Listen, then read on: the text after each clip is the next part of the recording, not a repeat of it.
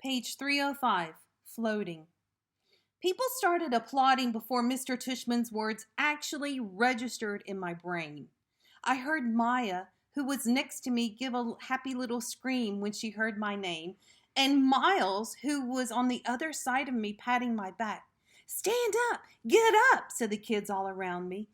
And I felt lots of hands pushing me upward out of my seat, guiding me to the edge of the row, patting my back, high-fiving me. "Way to go, Augie! Nice going, Augie!"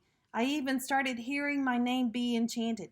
"Augie! Augie! Augie!" I looked back and saw Jack leading the chant, fist in the air, smiling and signaling for me to keep going, and Amos shouting through his hands, "Woohoo, little dude!"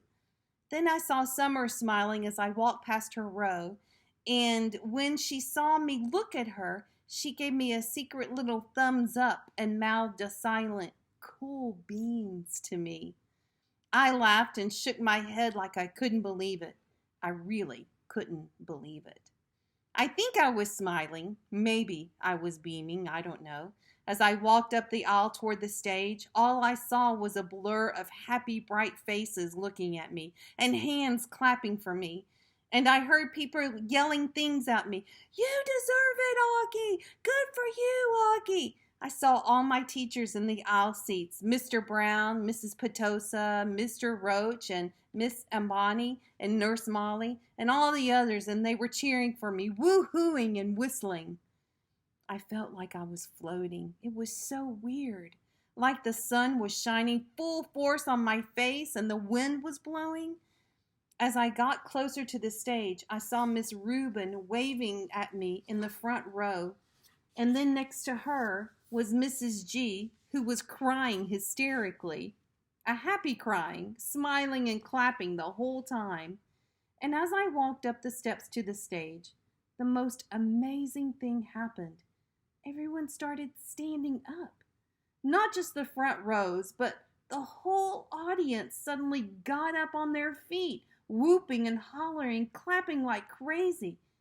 It was a standing ovation for me.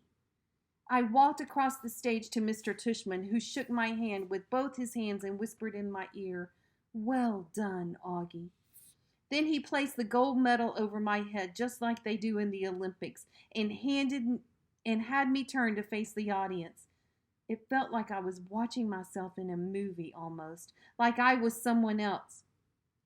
It was like the last scene in Star Wars Episode 4, A New Hope, when Luke Skywalker, Han Solo, and Chewbacca are being applauded for destroying the Death Star. I could almost hear Star Wars theme music playing in my head as I stood on stage. I wasn't even sure why I was getting this medal, really. No, that's not true. I knew why.